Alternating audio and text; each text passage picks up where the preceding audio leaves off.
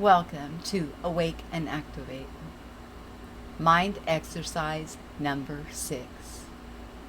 Mind over matter and quieting our mind. In mind exercise 5, we found out about the placebo and also how we have 70,000 plus thoughts per day, and how we can be the masters of our mind. We started from purgatory, moving our way up, and by now you should be seeing a process here that even if the video starts out low, it always stretches to the higher highs. Go from the low lows to the higher highs. So without further ado, mind exercise 6, mind over matter and quieting our mind.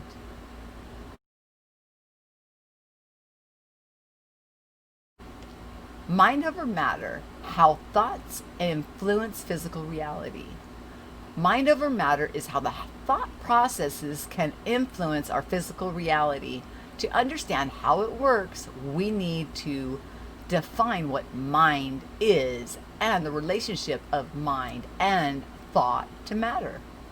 One definition of mind I found online is the element of a person that enables them to be aware of the world and their experiences, to think and to feel, and the faculty of consciousness and thought. The Merriam-Webster Dictionary defines mind as the element or complex of elements in an individual that feels, perceives, thinks, wills, and especially reasons. And the free online dictionary calls the mind the human consciousness that originates in the brain and is manifested especially in thought, perception, emotion, will, memory, and imagination. The brain is the brain is the human organ most often associated with consciousness and the mind. However, this definition does not explain experiences such as remote viewing, near-death experiences, psychic and paranormal phenomena, and past life memories. Research done on people who have had near-death experiences has shown that the brain is inactive during the experience, or in the case of remote viewing, psychic or paranormal, and past life memories, there is no way to explain how the information entered the brain to create the experience. Another definition of mind is that it is the space and time in which thought and feeling exists, and that the brain is an instrument that perceives thought and emotion and uses these elements to create what we experience in physical reality. Your brain receives signals from your body, the 5 physical senses, and uses this information to create a 3D image in the mind. This 3D image is what we experience as physical reality. One way to understand this is to look at how the eyes and the brain work together to create vision. Light enters the eye through the pupil and lenses. An upside down mirror image is received at the back of the eye. The brain must then take this image and turn it right side up. Also, the image created by the eye is like a photo taken by a camera. It is two-dimensional. The brain must also interpret the signals from the eye and convert them to a 3D image. It is this 3D image created by the brain that you actually see. There's a little graph of that. In our world, if our world was actually made of solid physical matter, then it would explain all of our perception. However, we know that matter is energy, And we know that humans have experiences that cannot be explained by this simple model. As I said before, humans have experiences that cannot be explained by activity in the brain. Therefore, the mind must include the brain, but not limited by it. To understand how this can happen, let's take a look at what human thought and human emotion or feelings might be. Human thought is the process that takes place in the mind and gives shape or form to our experience. The form that thought takes includes things like words and images. What we call feeling or emotions is actually the substance that allows us to perceive the thought forms in our mind. When we perceive something in our mind, it is the substance or feeling that it gives the thought form color, taste, texture, sound, etc. Some call this energy and information, feeling being the energy or substance, and thought being the information. Mind is the space-time that contains all potential and manifested thought forms and feelings. We choose the thoughts and feelings we create our physical life experiences, even the brain which perceives our creation. Mind is over matter in the sense that all matter is contained within the mind. But it is not mind that decides what our life experiences will be. It is our conscious awareness, who we really are, that gives substance to the thought forms in our mind and determines the quality of our own life. Years ago, I discovered a system that has allowed me to become aware of the thoughts and feelings in the consciousness and subconsciousness aspects of my mind, to identify the thoughts given substance with narrative, emotion, and to replace that substance with love based truth. Mind over matter can be a mind-boggling subject. I mean, think about it. We perceive physical reality with the brain, but the only way to perceive the brain is with the brain. So the brain and the body, it is itself a 3D image created in the mind. How can we possibly know if it's real? Here's what I've learned from my own experience.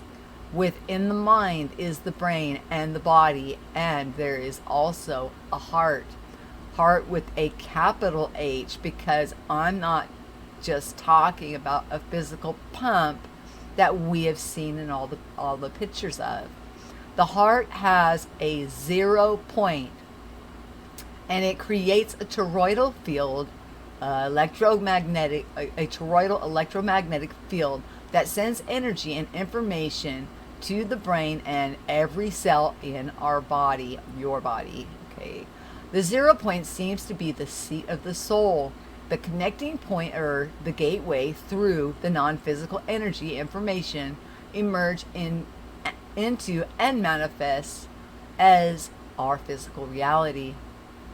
In that, if that's the case, then seeing with our eyes of the heart might be the ultimate mind over matter tool yet, or skill. To learn how I access the 0 point and send signals from the heart to my brain, you can read more here. Okay, when we say mind over matter, what are we referring to? Is that matter is within us, within the mind?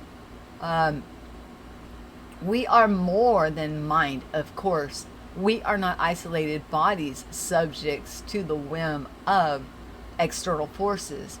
Everything that we perceive within the mind is within whom we really are. And we can choose the thoughts and feelings that give substance to whatever we perceive.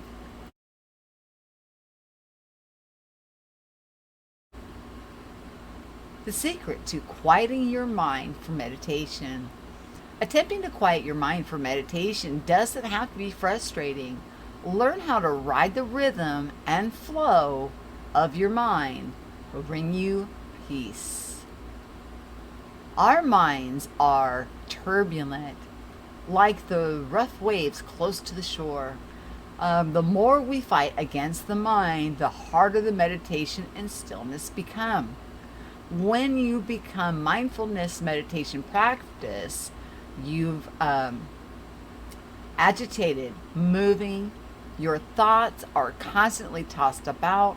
You might even start to ruminate on the negative things in your life, like pain or trauma.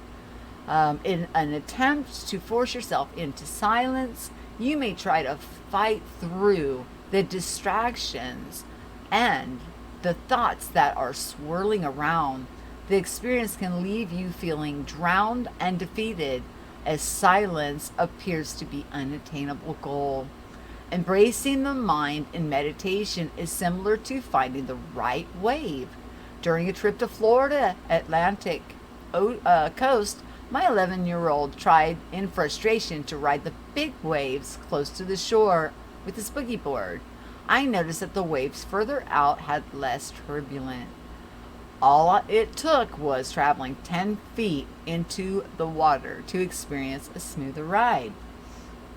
Attempting to quiet your mind for silent meditation can be like trying to fight the waves close to the shore. The nature of your mind is to produce thought.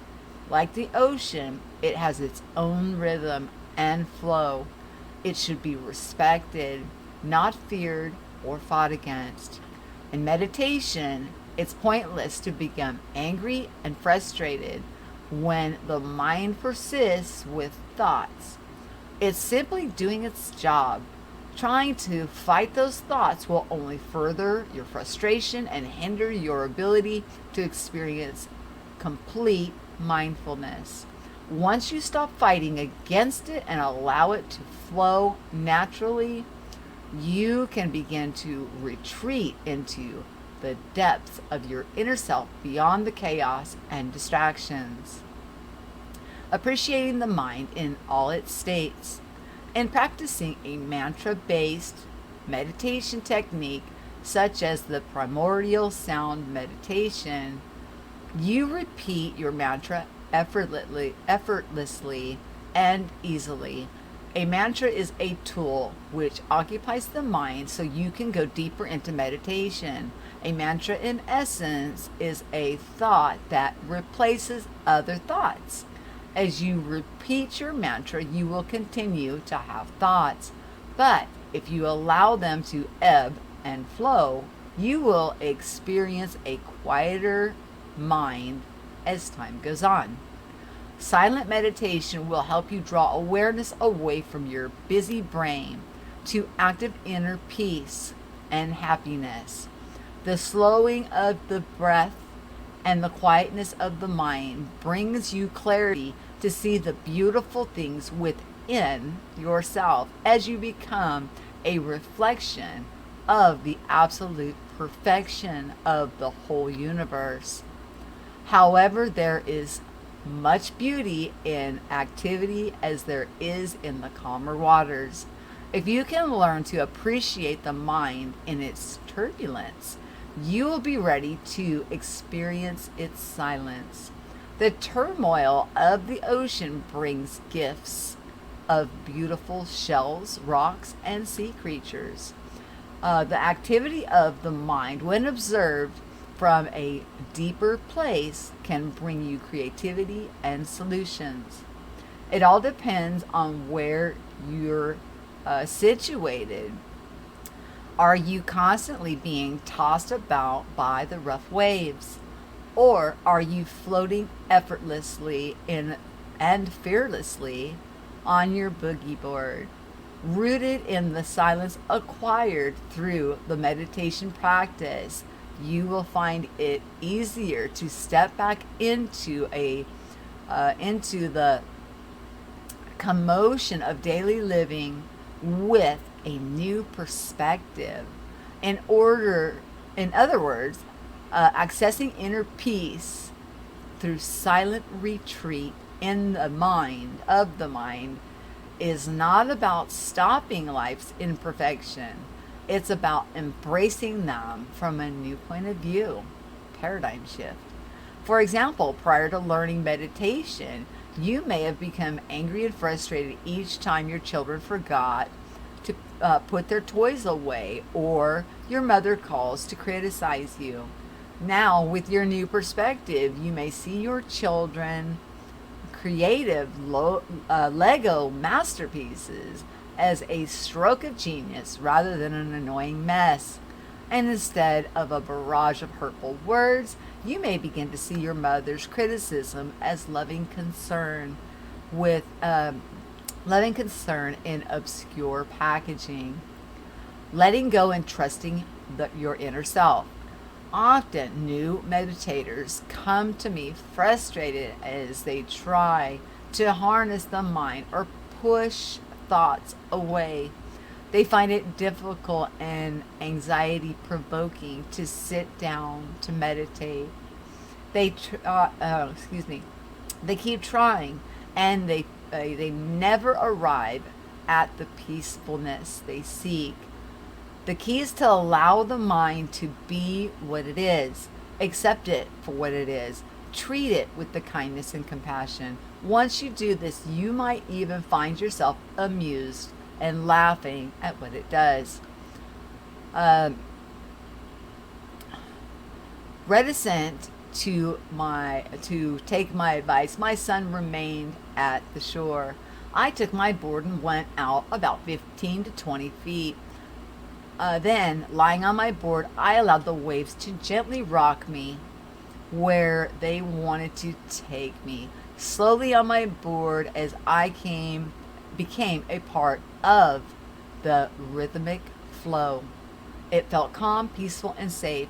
As I turned my gaze towards the shore, I saw a swimmer struggling and being knocked over as they battled through the forceful, crashing waves. Often while keeping one foot on the sand, yet there I was, serene and observant in the deep waters. At times we're afraid to move beyond what we know. The unknown can be scary. Even in chaos, with one foot still on the ground, we feel safer. Let go and learn to trust that your inner self, beyond the mind, will take you where you need to go. Let yourself be carried by it instead of fighting through it, and you too will become one with the flow and rhythm of the entire universe.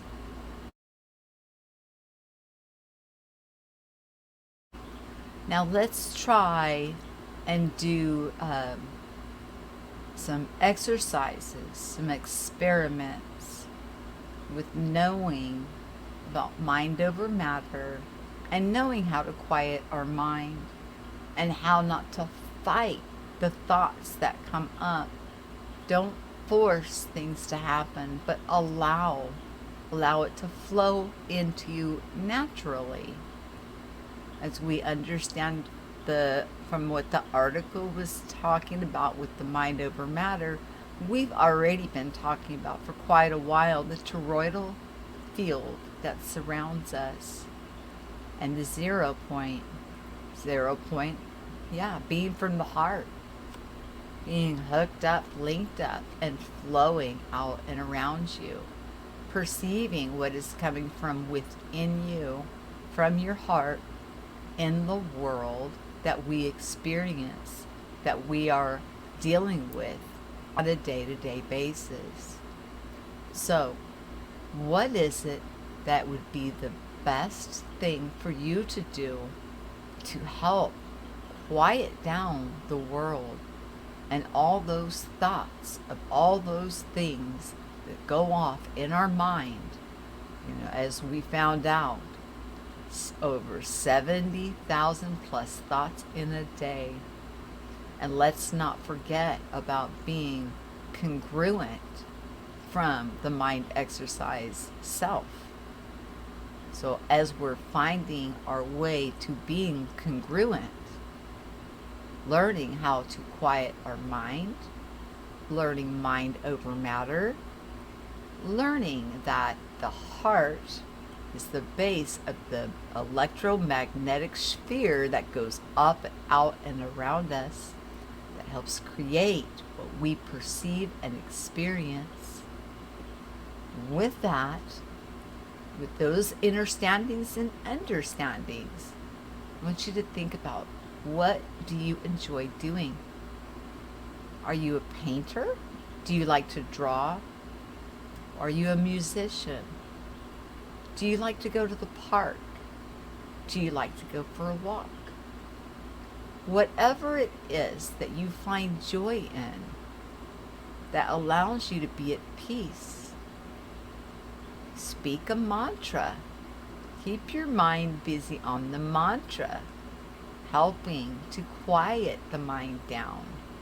But don't fight it. As the article said, go with the flow.